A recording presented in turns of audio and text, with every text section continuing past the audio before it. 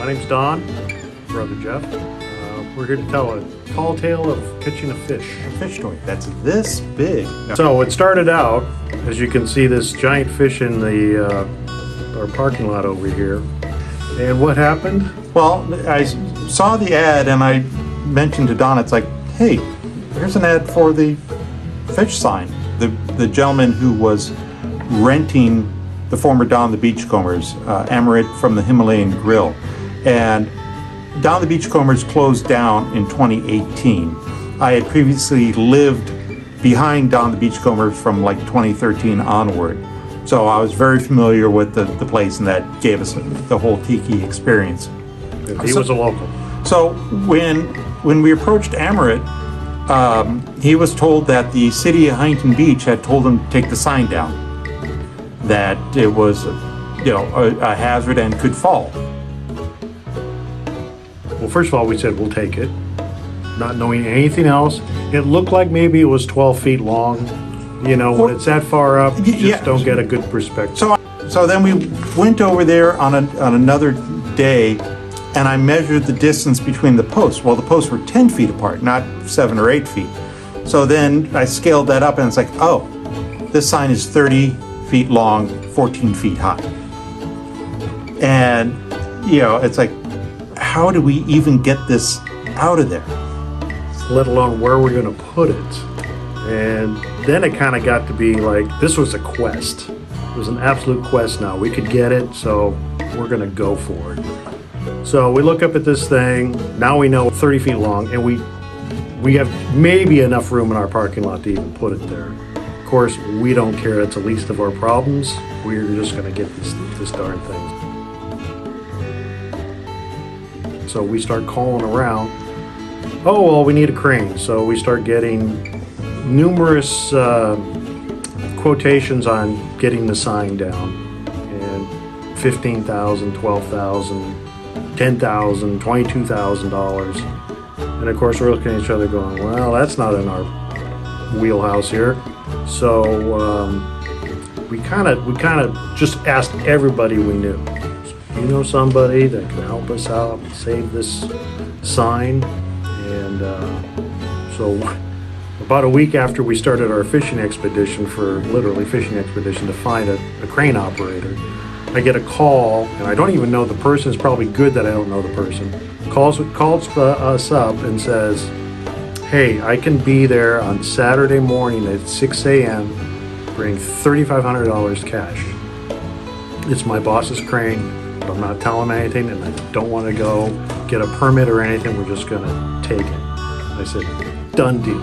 And we wanted to do it early in the morning before the locals saw that their landmark was being removed. And I got to give credit to Amaret over at the Himalayan Grill. He wanted to see that stay local. He had gotten phone calls from as far away as Canada for the sign. It's important for him to find people that would appreciate the sign. So that transpired into a Saturday early 6 a.m. Appearance there, and the cranes showed up, and then suddenly we're told, well, we need 2 cranes. It was rather hilarious because they needed a bucket crane to go up there and tie the harness onto the swordfish. Nobody knew that there was a beehive up there, so they weren't too happy when the straps started going around the swordfish, and of course the bees took off and went after the bucket. As soon as they pulled the straps on, the back part of it just moved. It was snapped right off. It had rusted, so there was no attachment other than the weight of the post itself. And they then used like a sawzall and cut off the other half, and the fish was immediately free. And there it is, just hanging. And so now they got to use the crane to move it over, but it's right near the power lines too. So, there's not a whole lot of space, and the skill of the crane operator was well appreciated that day. It looked like a fish swimming because it had to avoid the palm trees, then it had to avoid the power lines, and the peaked roof on the entrance. It was just strange. We were just waiting for people to pull over and start yelling at us. But what happened? People started pulling over, and they weren't yelling at us. Everybody was out with their cameras and their phones, and it was quite a sight to see everybody at 6 a.m. The neighbors were coming out from Surfside and Sunset, and to see what the heck was going on. And boy, war stories started telling, what happened there in the years when it was Sam's and Don's, and everybody had a story to tell us. And as we're quickly trying to get this thing down and get out of there. So we get it down to the ground, and the company that's removing it for us immediately starts pulling off the Don sign, the letters from one side. Okay, and they go, okay, well, that's so we can put it up on the truck. And I'm thinking, okay, where's this big, is it a semi that they're going to put this on? No, it's a Toyota Tacoma with a lumber rack, and they set it down on the side without the letters on this Toyota Tacoma, and the thing is kind of listing. And the sign is 14 feet wide, okay, and it's right about 6:45 in the morning right now, and so we got to drive from Sunset Beach to our place here in Cypress, occupying a lane and a half on with an overloaded Toyota Tacoma. It was the most ridiculous thing. It's like, okay, Yeah, so it was a 5 mile an hour hazard, blink, blink, blink, driving down Seal Beach Boulevard. What a strange sight to see. But what happened was then we got it over here, and we had to bring the crane again, because obviously we had to get it off of the truck. So again, we had a flying fish coming across into our parking lot, and we're trying to measure where it's going to land at. We basically set it down on the ground and leaned it over, and then about a year later I finished construction on a platform system with casters, so it can actually be rolled around to be worked on one side or another. We cleaned out the inside, which had a lot of bird poop, a lot of Sand, dead seagulls, a lot of nesting material, and just kind of looking at how the sign was. It still had all its original neon transformers, which were last used around 2001, when the Sam Seafood went out of business and the property was then rented by Kona. They then used an LED-based sign lighting system on it, which is what it currently has. But a lot of interesting things on it. There's a motorized fencing system inside it, where originally it would have lit up with all neon, and then Sam's would spell out one at a time, SAM''S, turn off, and then turn back on, and then the sequence starts again. Our first visitor for this sign was only hours after we got it here, and it was one of the folks that had pulled over on Pacifico's Highway to take pictures of it. Somehow was in a Tiki group or something on Facebook, posted something about it, that they were taking down the Don sign. And so this person in England saw the post and called this gentleman to inform him that the sign was coming down. and the sign just happened to be that his father built it. And why as he was a kid, every time they drive by, his dad would go, "I built that sign. That's my sign." So he literally calls us up and says, "My dad built that sign. Can I come over and see it?" And this is an hour after we got it here, or 2 hours. Yeah, he was informed by someone in England. Yeah, so it started out with good karma, I think. We grew up in Huntington Beach. We moved to Huntington Beach in '63. And so we all went to elementary schools here and ran through the bean fields and wheat fields and all the other fun things. But one thing was always fun that we could see out our bedroom windows was the sign flashing.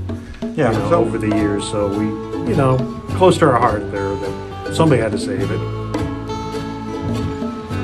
And actually, I believe the city was going to red tag the property if it wasn't taken down and this is one time I'll agree with the city on code enforcement, it would have came down. Yeah, it was would've went through literally, the ceiling. it was one good Santana wind away from being a Cessna plowing into the roof. Exactly, and I think there was a weight meter on the crane itself. I think it was 1,350 pounds of metal and neon and fish. So bill first into the roof would be a terrible thing. One of my first memories was just looking through binoculars, and it's like the first time I ever used binoculars was to look at the Sam sign from Bolsa Chica Road in McFadden, from where our house was, and I could see it all the time. We're trying to be good stewards of the sign, and part of the restoration process. Well, right now it's been kind of preserving it, cleaning it out, stabilizing it, and getting some rudimentary lighting on it. On the one side, we have the Don's sign. The LEDs have been replaced inside there, so it's all fresh LEDs. It still needs the peripheral rope lighting in. And what we want to do on the other side is recreate the Sam's letters. So one side would be how it's historically correct and started, and the other side will be how it finished. So that we make all parties happy. Another thing that we want to do with the sign, we want people to see it. Okay, we had one tour group come through here, Hidden Huntington Beach from Facebook. It was so interesting. It was about 80 people came to see the sign, and almost everyone had to touch it because it became real at that point. But one of the goals that I want to do is to have a trailer for it so we can actually take it around, and I would love to have it in the Huntington Beach 4th of July parade. All the skin needs to be replaced. The sign, the way it is right now, is indicative of how the whole entire Don's building looks. It's virtually the rust. The sea salt has just destroyed everything. So that needs to get redone. Obviously, paint and neon on it. And I think we're going to have a pretty darn nice sign up. So many people grew up with the sign. I just had a gentleman over here this week, and he said, in the 60s, I'd go sailing all the time. And I knew if I could see the one side, I'm going south. If I could see the other side, I'm going north. And it was his lighthouse.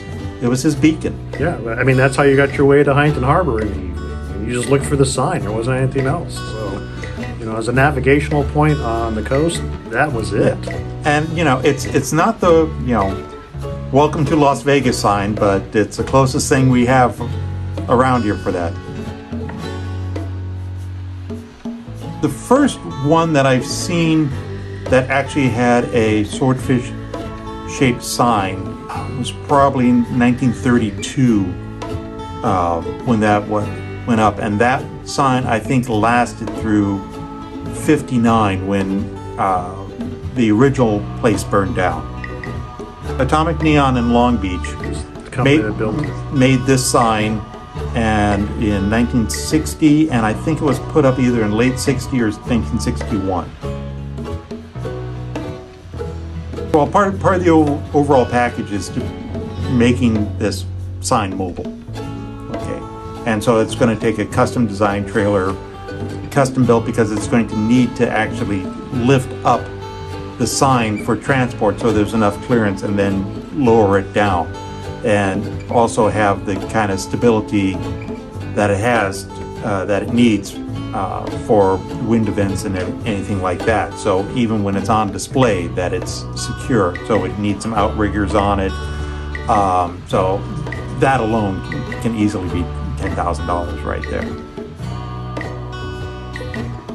I think overall we're looking at an outlay between $40,000 and $50,000 to do it right, to make it work. Yeah, not only people can see it. Obviously, it's too big for anybody to keep in their garage, so we want to show it off to everybody. Yeah, and it needs to be weatherproof. It needs to have a cover.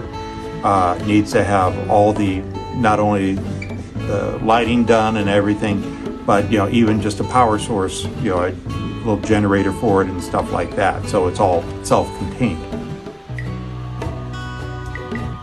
Obviously, we would like to build a whole tiki scene around the fish because it still is alive, and it's an icon to anybody in the tiki world, and beyond that, we know all the good times that were at that place, whether it was Sam's or Don's, and obviously we would like to complete that picture and have it once again. If there was a permanent place, obviously it wouldn't be 4 stories up in the air, but it should be fun to have another Don someplace operating and having your favorite cocktails moving forward. But in the meantime, we're out to show it and restore it.